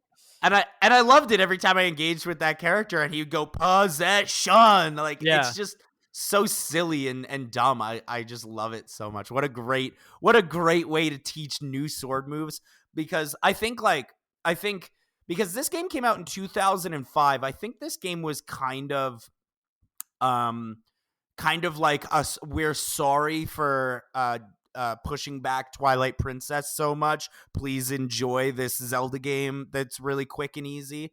And it feels like it also takes inspiration from Twilight Princess, because Twilight Princess had that mechanic as well, where you would learn the new sword moves from like the Ocarina of Time Link as a ghost. And like this kind of feels a little adjacent to that. Yeah, I liked it. And on the note of like stuff you can do, um, I so at first, like when I realized that I wasn't gonna get a hook shot, I was like, "What? Like you That can't is a play bummer, I Zelda will like admit. you can't play Zelda without a hook shot." But it kind of made up for it because like there's some really like the digging gloves in this game. I fucking love those things. Like I went to The town with items are those fucking weird. things. The items are weird, but Super weird. I like them in this because there's some items that like I've never seen in a Zelda game, like those digging gloves. Or I love the idea that you can get like you get these bracelets, and then when you're tiny Link, he can still interact with stuff like he's full size Link, which added another Yeah. layer to the puzzles and stuff. By far, my favorite item in this game by a country mile is fucking. Oh, you got the wand whose magic ability is to flip things over. And I was like, that's like one of the first items you get in the game is this. And it's like this, like you find a mystical wand and you're like, oh, I wonder if that like shoots fire or maybe it like makes things grow and shrink. And they're like, nope, it flips things over. And I was like, what a stupid fucking wand, but it works. It's just, I love that. I love that It's that's a so power up. useful. Yeah, it is. It's so, yeah. It's just the And you idea use that it. fuck, like it's not like they couldn't just give you like a power glove that you could now use to flip things. They're like, nope, you have this magic wand, and now you can flip stuff. No more overcooked on one side, undercooked on the other side. Pancakes for you. You have the wand that can flip things now. You're golden. What a great fucking item. Fucking Yeah. so Oh, stupid. so, and you know what? I love the Gust Jar. I'm a big Gust Jar fan. Yeah, it was. I like the. I mean, at first I was like, "What the fuck is this thing?" But then you start to realize like it's pretty, and it expects you to like experiment with these items to get around. Like, there's some really clever items in this game. They made them very like they interact with the environment very very well. Totally. Like you can use the Gust Jar to get like cobwebs out of people's houses and stuff. And you're like, Yeah, oh, that's weird. I wouldn't have thought to check that out. yeah, absolutely. Yeah, I like some of the custom items. I gotta say too, like I didn't think any of the bosses in this game blew my socks off, but I don't think there's a single bad boss aside from the final boss, and that's only because you have to do that fucking turn yourself into 4 links, which irritates me. I actually, I agree on for the most part, because do we want to go through the dungeons one by one and just talk about like real quick the dungeons? Yeah, I mean, by all means, like I'll be honest with you, like the only dungeon that stands out to me is the sky one. So Like there's 6 dungeons in this game. yeah, like Which that's is the only one that pretty, jumps pretty off the low. page at me. But what it like, wow, by all means, like I'll talk bosses for sure. But what's on your mind with the dungeons? So there's the forest one, and that's the first one that you do, and I really like that one because you're tiny in that one. So like all of the puzzles are like things like I love the barrel that you have to like move that has like the holes in specific spots so you can get out of the barrel. I Yeah. really really like that mechanic. There's one thing I don't love about the first temple, and that is like this might be the only boss in the game I think sucks, because this boss is just like is you walk into the boss room and they're like, well, you just got a Gust Jar, what do you think you should do? And you're like, obviously I'm gonna use the Gust Jar, and it just like decimates him to use the Gust Jar. I think that boss is a little lazy, but I like that it's like a normal or a normal enemy that you would normally face when you're big Link, but you're little and he's still just normal size. Yeah. I do love that. I think that's a smart way to play these bosses, because they did that twice in this game. They did that also with the Ice Temple with a really cool boss where you're using a lantern to like de-thaw an Octorok, and then he has like a flower on him. That one's really cool. That's my favorite. That's my favorite boss in the game. Is that one where you have to light the flower on the back on fire? I love that boss. That was awesome. I have one boss. I think that's probably his second best boss. Although I really like the Vadi boss fight too. I know it's not your favorite, but like I actually really do like the fight with Vadi at the end. But then there's the second one, and trying to. Oh, you know what? The second one is like the dragon that has like the shell that you have to flip. That one I actually really like too. There ain't a bad one among the bunch. I think you're No, right. I don't think they're bad. They're a little bit like, I think they're very pretty to look at. I think they're all kind of Mhm. primitive, minus maybe the They're sky boss where you're jumping over, on and off shit. But it's also, it is, we've sucked the Game Boy Advance's dick for 40 minutes now. Like, it is a Game Boy Advance. Like, there is a finite amount you can do with a Game Boy Advance. totally, So totally. I think they all look great, and I don't think there's a bad one. They're just like kind of I also think that like basic. all of the dungeons in this game make sense and are unique. Like I like the second one is like a mine, which has been done before, I think in Link's Awakening, but they kind of played it this a similar way, but with some added mechanics. Yeah. The third one is one of my favorites because that's the one where there's like all these walls, and you're like, how the fuck am I supposed to get around here? And then you get those mole mitts, and then you're just like crashing through walls with your mole mitts. I And love then those mitts are so good. I love those things. what's the boss in that one again? Oh, you know what? That one is also cool. It's like that like sort of like that ancient Mesopotamian looking guy with the hands, and you have to shoot his hands with the bow and arrow. Oh yeah, And then you dude. have to shrink down. Yeah, that one's good. That one's That is real good actually. yeah, if you've never played it, I guess spoilers. We've already spoiled all kinds of stuff. But yeah, Yeah, you like whatever. fight this fucking thing with like, yeah, he's got these two hands. And what you need to do is like shoot the hands, and then the hands will like freeze into like a tower. And then you can see a little ladder up the side of the hand. So once you hit it, then you have to run over to like one of these shrines, shrink into Tiny Link, climb up the ladder into the hand, and then fight bad guys inside the hand to kill it. And that one, I Fun. agree. That one is pretty. That one is pretty I was good. gonna say a different one's my favorite, but now that I think about it, I think that might be my favorite boss in the game. So then what one Then were you there's gonna what was your other one? and I think this just comes in general from the fact that I think the the Wind Temple is the best temple in the game by quite a lot, but the boss fight where you're like on the flying stingrays and stuff hitting their eyes, that's what an incredible boss fight, dude. Yeah. That is an instance where using like the using the four sword actually does feel innovative and fun. Yeah, if you never fought it, you're fighting these like giant stingrays up in the sky, and you're like jumping on and off them as you're killing them and trying.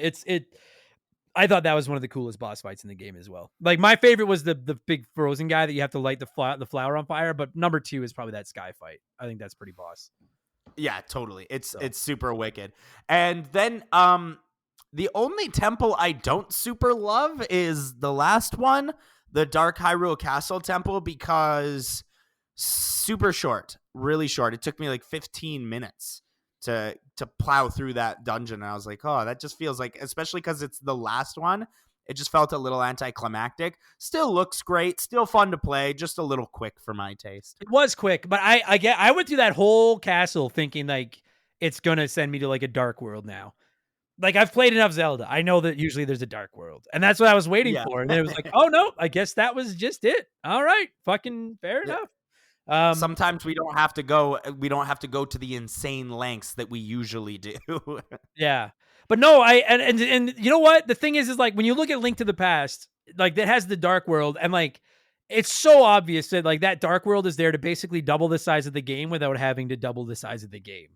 You know what I mean? Totally. Like it's And and with this one, I think they this don't. game What? they don't have to do that because the world is different whether or not you're big or small, so you experience the world differently either way. That's where I was gonna go. Is I feel like they managed to pack a bigger world into this smaller world by just making you so tiny that Small. like the world plays differently. And you know what I found incredibly satisfying about this game? And I actually tweeted about it. It's not just this game, it's basically every Zelda, Metroidvania, any game like this I've played.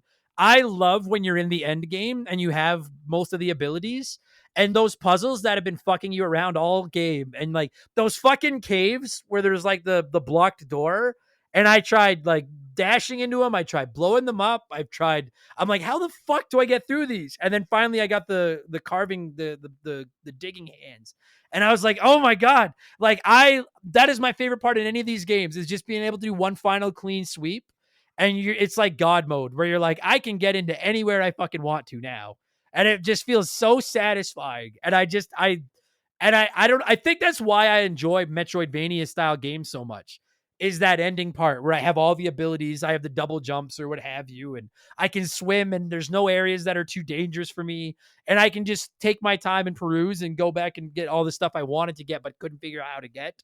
That to me, that's like the secret sauce of these games, is that Totally. feeling at the end. And that's what keeps me coming back. And And, then like I don't know about you, but like after I did the last dungeon before going and going to the final castle, I went and I just looked at everything just to like be like, make sure I'm not missing anything too important here. You right. know, there were a couple of side quests I didn't do on this run because I've done them so many times. I was like, I don't find those that useful, so I'm not gonna do that. But like, I just made sure to just do a once over of absolutely everything, and I think that if you build a game that incentivizes people to want to do a once over of the entire overworld before finishing it, you've done something right there. Totally. Yeah, absolutely. I enjoyed going back through and just exploring it as well before I wrapped it up. I got to ask you too, like, what did you think of Vatty? Like, if you've never played this, the enemy isn't Ganon. The enemy is this other creature, Vatty. And I got to say, like, much like Link's Awakening is one of my favorite Zeldas ever, and Ganon's nowhere to be found in that game. And I actually liked that it wasn't Ganon. I liked that it Yeah, was me too. a different enemy. I thought, like, Vatty is no Ganon, but he's not the worst enemy I've ever seen.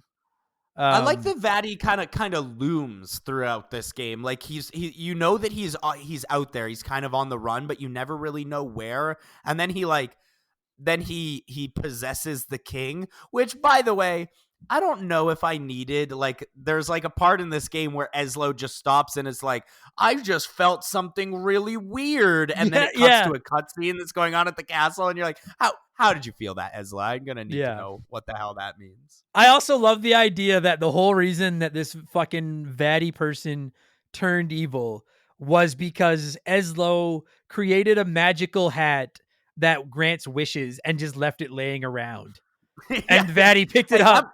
Like, that I might have love been on that. Eslo, to be honest. Like, agreed, but I just love the idea that, like, I get, like, and these aren't even disses. I love this. I love that there's a magic wand whose ability is to flip things over, and I love that, like, the whole linchpin of this game is that we invented this hat that grants wishes and just left it laying around instead of like taking care of it.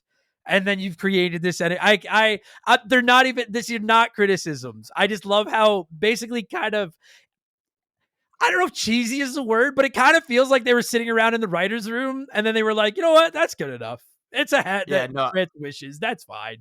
You know what I mean? Like, and I and then like that. they're like, and Link has to have a kind of annoying companion. What are we gonna do? And they're like, put a bird on his hat, and they're like, Oh, perfect, when, bird on the hat. when I first picked up that hat, I was like, oh, fuck me. Is this the owl or the Navi of this fucking game? But that hat is not nearly as obnoxious as the owl I or agree. Navi. Not even I close. like The that you hat say is the fine. owl or Navi, and you don't even mention Fee, who is the most annoying of all time. Which one's Fee? From she's like the sword in Skyward Sword. That's always like, your Wii batteries have depleted. You're going to have Oh. to change your batteries soon. I've never played Oh. Skyward Sword. I don't It I don't I don't sucks, but I don't I don't care for the Nintendo Wii. So I've just never and played it. But that's a good opinion to have, except for the Galaxy games. Those games oh, the shred. Galaxy games are the tits. But yeah, no, I agree. Yeah, I fucking, yeah, that stupid hat just didn't. I don't know. I when I fired, we should start wrapping this up too. But like when I fired this game up, like I was like, all right, I'm impressed with the way it looks. I really do think the puzzles are very clever. I thought the hat was going to be annoying and it wasn't. Like, I don't, outside of that, making multiple copies of yourself and then the kinstones, which I could take or leave. But like, I was thoroughly impressed. I was like, this is like the thing about Link's Awakening will always be one of my favorite Zeldas. And some people kind of come down on it because it's kind of short and it's kind of basic and it's a Game Boy game and stuff like that. But I think it's fine. And Oracle of Seasons I thought was fine. And this one I thought was fine. I'm like, dude, Zelda or like I'll go as far as to, I mean, I guess we'll never have to, the handheld and the console, like the home console for Nintendo is probably never going to be two separate systems again. Like whatever the Totally. sequel to the Switch is almost certainly going to be a hybrid console. I don't think they can get away from that model now. But Absolutely. if they ever were to, I'd be like, dude, keep the 2D Zeldas on the handhelds and do these, and then make the big epic 3D Zeldas, on whatever's going to be on TV. Like Zelda, like the Zelda games play so well in these little bite-sized chunks on handheld consoles. Like this game stacks up against some of the best Zeldas I've ever played. Like it's so clever and it's different but the same, and it's not boring. And I like that it's got a story that isn't just Ganon and the Master Sword and the Triforce. And So I want to ask you a question, because we had the Game Boy and Game Boy Advance games all dump on Switch. yeah, So my question is with the Game Boy one having Legend of Zelda Link's Awakening DX, will you ever play that knowing full well that the way better Link's Awakening remake is also on Switch? I mean, I might at some point just for nostalgia. Like, yeah, if I want to play Link's Awakening, the remake is the way to play it. But I Yeah. have so much nostalgia for the old school DX Link's Awakening, like so much that like Yeah. the day will probably come where I'll go back to it just for nostalgia's sake. I just think, and I genuinely do believe this, that Link's Awakening remake on Switch, it's the best remake ever of all time. It's so fucking good. Such an excellent way to present that game. It's my favorite. I love it. Like that took that game from a check minus to a check plus for me. I see. My favorite remake ever is probably Resident Evil 2, but Oh, I haven't played that remake, but I have heard it's pretty fucking good. it is fucking special. But I am a big fan of Link's Awakening remake too. Yeah. Did they skip over Resident Evil 3 and just go straight to 4, or did nobody give a shit that they remade 3? No, they remade it, but I haven't played it. My understanding is people didn't like it as well. I don't really care. Like the reason we haven't covered Resident Evil 3 on Remember the Game yet is because it's one of my least favorite Resident Evils. I don't care for Resident Evil 3. Nemesis is cool, but I don't think the game is that good. So I've never had that much interest in playing the remake. But they did remake it. It just wasn't as critically acclaimed as Resident Evil 2 was.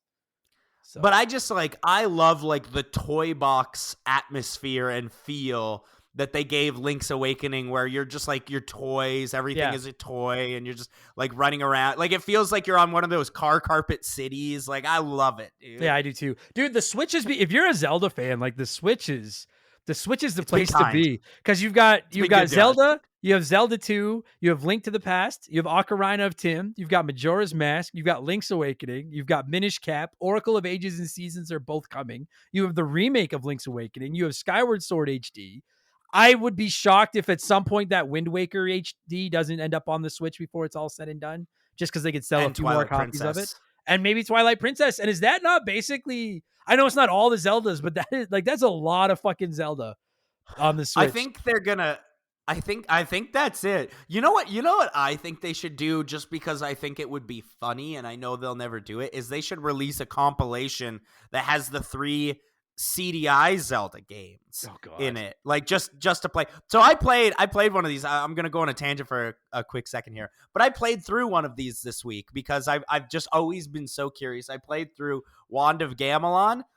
Yeah, maybe the worst game I've ever played, but it's not as bad as people make it seem to be. It's also not hard the way people make it seem to be. In fact, it was very easy in my opinion. I've always wanted to play those. Like if they were to release those, like I don't think I'd pay more than $20 for them. But if they released them in a package for like $20, I would probably buy them just out of morbid curiosity, just to see. Yeah, like I've always wondered. It's interesting to see. It sucks, but like it's interesting to play. I didn't have a bad time. This is what you passed up PlayStation for. Was a fucking like this is what you created your biggest competition for. Anyway, goddamn. All right. Well, we should score this thing. We should fucking figure out a way to score this. Also, sorry, one last quick thing. This is just video games 101. This is not this game's fault. This is what video games do. I love that they're like, oh man, this door only opens once every 100 years. Maybe it's open right now. And it was. And like, they never even went there wasn't even like, wow, that was a great like, I think it would have been hilarious if they were like, that's a crazy coincidence. But they were just like, no, it only opens once every 100 years. And you just like, do you have any idea what the odds are that you would pick the right day in 100 years. Like, I love that they just blow it aside, just like the wand that flips shit over. What a fucking stupid game. I love it. I love this dumb game. Absolutely bananas game. Shouldn't exist. Thrilled that it does. I just So looked good. it up. There are 100 kinstone fusions in Legend of Zelda Minish Cap. Perfect. Okay. Well, then I was going to go 100 because it opens once every 100 years. So we have 2 different hundreds. So that's perfect. So Perfect. All right, then I always give the guest first dibs out of 100. What score are you slapping on the Legend of Zelda: The Minish Cap? It's losing a couple of points solely on the fact that there's that section where you're in the sky and you have to be flying around with the hat, and I hate that. Yeah, but the game itself overall is one of my favorites of all time. I think it's incredibly appealing. What I love so much about this game is that it's never unpleasant to play. And I think every game has like a moment or two of unpleasantness, but this game is never unpleasant to play. Sure. I'm going to give it a 97 out of 100. Kinstone Fusions. It's a good score. Fuck. All right. I'm going to give it a 90 out of 100 years. Where the fucking door might be open. I'll give it a 1 on the kinstones. I fucking hate those things. But no, it's like, listen, like a lot of people have been messaging me saying like, I never played this. Is it worth playing? If you're a fan of Link to the Past or those old 2D Zeldas, it's a no brainer. Yes. If you've never played Zelda, it's definitely worth playing. I don't know if I'm anytime someone asks me like, I've never played a Zelda, where should I start? I'm always going to recommend Link to the Past because that's where I started. And I'm always going to say it's my favorite Zelda. But it's definitely worth playing. If you've got Nintendo Switch Online Expansion Pass and you've got the new Game Boy Advance games, it's a no-brainer. Give it a shot. I beat it in about 12 hours, I think, 12 or 13 hours. And yeah, it's pretty small. And I didn't do everything. Like I didn't get all the kinstones and stuff. But I just, it's very charming. If you like puzzles, like, or I should say more, if you don't like puzzles, maybe this isn't the game for you. But if you like puzzles, it's a great little puzzle game. I really enjoyed it. Charming as fuck. And like I say, eventually we're going to do... So the only Zeldas I have left to play before I feel confident in doing a ranking is I never finished Twilight Princess. I never played Skyward Sword. And I feel like those are... And maybe Four Sword Adventure, or maybe the only ones I still have to play to do a competent ranking. But like... You've never beat Twilight Princess? No, because I had it for the Wii, and I just couldn't stand playing it on my Wii. I got about halfway through, and I was like, I hate it. I fucking hate this. What I will tell you about Twilight Princess is that while Twilight Princess isn't my favorite Zelda game, I think it is a very, very good, but it's not my favorite. It has the best final boss in the entire series. Final boss is awesome. Better than this one? I'm kidding because I hate this one. But yeah. I have it sitting here for the GameCube. My buddy Daniel lent it to me. I need to find time to play it. But so not giving away everything, long. But like if I was going to do a ranking, like, yeah, like I was saying to you when we were talking about, like, this is either just at the bottom of my top 5 or like the best game outside of my top 5. Like it's a top 6 Zelda game for me. I really enjoyed it. I highly recommend it. I think I'd put it at right in my 5, like at the 5 spot. I think I really love this game. Yeah, it's a great little game. And just another example of how I'm like, people have been asking me like, what GBA games do you hope they had? And I'm like, dude, as someone that hardly played any GBA, I want all of them. Fucking give me all of them. I don't even care. I want every GBA game you can come up with. Because I'm shocked. I'm shocked that they didn't ship with Wario Land 4. Like, that's such a popular GBA game, and it's extremely good. Oh, I'm sure we'll get it. I mean, they said like so many more are coming, right? And I think, sorry everybody, I mean we're gonna end the show soon, but I think the Switch is it's not everyone knows the Switch is on the home stretch here, like it has to be, and I think that Nintendo probably has a lot of their internal studios working on stuff for whatever their next console is, and I think GBA games are a great way to kind of extend the lifespan of the Switch a little bit. Like they can roll out 1 or 2 every couple months. And I know people want more of them up front. I hear you, but we all know Nintendo's not going to do that. And like they can, so like, you know, maybe next month they're like, here's Metroid Fusion. And then they're like, here's Golden Sun. Here's Fire Emblem. Here's Wario Land. I've never played Golden Sun. Me neither. Like to. Yeah, I get yelled at about it all the time. It looks cool. Yeah, it does. But that's what I mean. Like they can, like GBA games aren't NES games. Like these are beefy games. So I think they're going to roll quite a few bit more. Yeah, which I'm all for. Give me them. I've become so smitten with this fucking console. Like I'm just like this Metroid Fusion and Aria of Sorrow. Just those 3 games alone, I'm like, all right, yeah, I'm on board. GBA's tight. Let me play more. These GBA is worth it. Yeah, worth the asking price for sure. Absolutely. Awesome. Yeah. Well, dude, what a banger. What a banger. What a good game. Thank you for, I swear to God, you guys don't even know. Bradley has been bothering me for over 3 years to play this. And a ton of time, dude. And we finally did it. And I'm glad I did. So, Bradley, thank you for your persistence and getting me to play this game. And honorable mention to Nintendo for finally putting these games on somewhere where I can play them. But mostly thank you to you. Thanks for doing this, buddy. We actually were planning to do this podcast before they released Minish Cap. I swear to God. On the Switch. Like, this isn't us just trying to capitalize. Like, this is just we one more. Did plan it. This is one more example of I telling you I will things into existence on this fucking show. I've done it so many times. Very serendipitous. It's fucked up. I don't know what that word means, but yes, it is very serendipitous. Buddy, thanks for doing this, man. That was fun. Of course, absolutely. Always, my dude.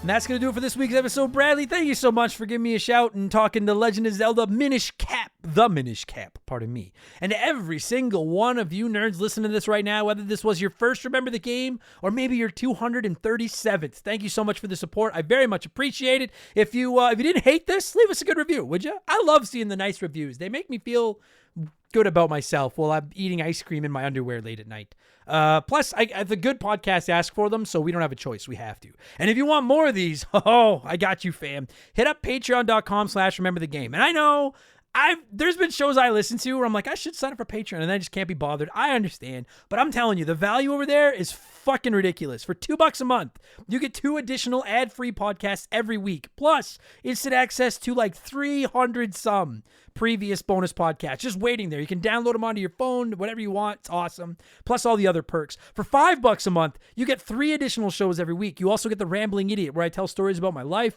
comedy, my opinions on other things. I don't really talk a lot of video games. I just did one where I ranked all the MCU movies. It's been a lot of fun. And beginning March 6th, our $5 and up patrons will get Purple Monkey Dishwasher every second Monday, which is a Simpsons podcast by me and Mark McHugh. That launches on March 6th, so I'm really excited about that. 5% of our Patreon gets donated to charity, and we offer annual subscriptions, and you get the 12th month for free. Patreon.com/rememberthegame. We have a P.O. box. You can find the address at rememberthegamepodcast.com. Just send me a letter, postcard, something little. Let me know where you're listening. I write back. We're friends. It's cool. And I'm on Twitch. Twitch.tv/rememberthegame. Hit me with a follow. It's totally free. It'll tell you whenever I'm online. You can come by and argue with me and see my dumb face, and it's good times. Good fucking times, all right? I am going to thank some Patreons and get the fuck out of here. I'll be back tomorrow for all our Patreons with Expansion Pass 151, where we'll talk about what we would do with the next Nintendo console. Game Patch goes live on Friday with all the biggest news in video games over the last week, and I'll be back a week from right now with Remember the Game 238, where we'll be talking Wonder Boy in Monsterland, one of the oldest games we've ever talked about on the show. Really looking forward to that. Thanks for listening, everybody. Talk to you later. Cheers. Goodbye.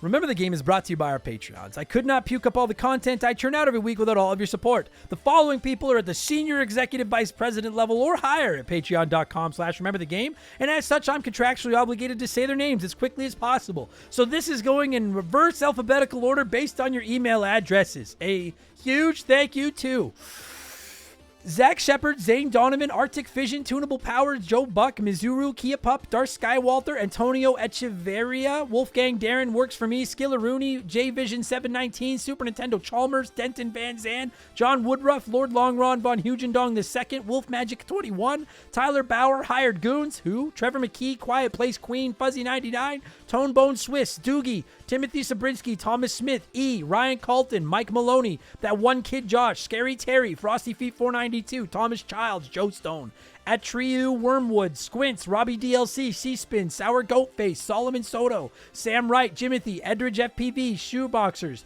DBXJ, Timmy the Exuberant Turtle, Steve Dalp, Scott Brooks, Blaine the Hoagie Man, Bucky the Beagle Herder, Sam Carpenter, Max Sandin, Mercury 869, Sabin, Squeak Nuts, Ruben Elizald, Ray San Wantonga, Wyatt the Surgeon Who's Not a Surgeon Row, Blobby K. Rogers, Knife Goes In, Guts Come Out, OT Plays Games, Slick Rick, Brian Richmond, Titan 420, Randy Barrett, Sean Ramos, Alexis Ramos, Russell Aldridge, Ryan Perry, Denzalo, Frosty Bear, Stephen Parnell, B Money, Musty Beetle, Nick Creature, Cam Nelly 23, Brian Neese, Nathan Tremblay, Naf E, Esteban Navarro, DB Cooper, Mr. Papa Giorgio, Morgan, Zonko 504, Phil McCracken, Mark but not McHugh, Tristan Anderson, Bulma Simp, Beef Dingleberry, Matt Hamilton, Angry Ticks, Leroy Westrich, Mark Sneed, Bud Lightyear, Gabe, Aaron Lawson, Kayach, Munch McCucci, Chris Lovin, Postman, Ryan Kinchin, Kevin Monroe, I'm a stupid moron with an ugly face and a big butt and my butt smells and I like to kiss my own butt, Devilish Saint, Alexander Camps, Sleeper Hit, No One Cares, Stud Still Smash, Jeff Bergeron, Raging Irish, Jordan, Chugger 22,